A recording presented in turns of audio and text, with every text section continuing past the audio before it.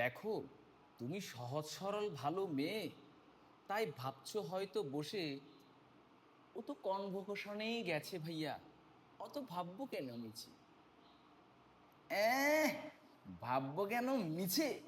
ভাবি, জানো না, জানো না তুমি, সেই কনভোকেশনে আসবে তো সে মেয়ে যে খেতে আসেনি তোমার বিয়ে।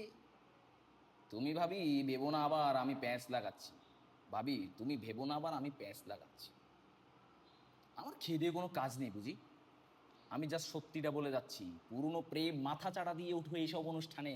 ভাবি পুরনো প্রেম মাথা চাড়া দিয়ে উঠে এইসব অনুষ্ঠানে হাসির ছলে গায়ে পড়বে, হাসির ছলে গায়ে পড়বে, মিলবে হারানো দিনের গানে।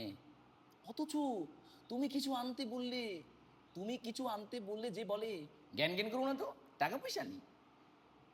সেই স্বামী আজকে খরচ করবে ওই বান্ধবীর পেছনে, কথিত সেই বান্ধবীর পেছনে খরচ করবে 1,000 টাকা ব্যয়।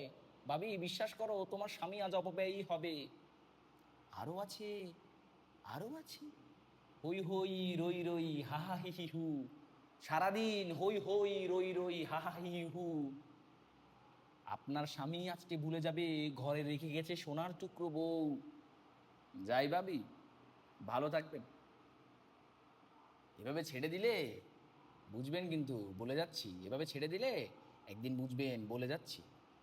তখন কিন্তু বলতে পারবেন না, ভাইয়া কিছুই বলেননি আপনি, আমায় আপন ভাবলো না কেউ।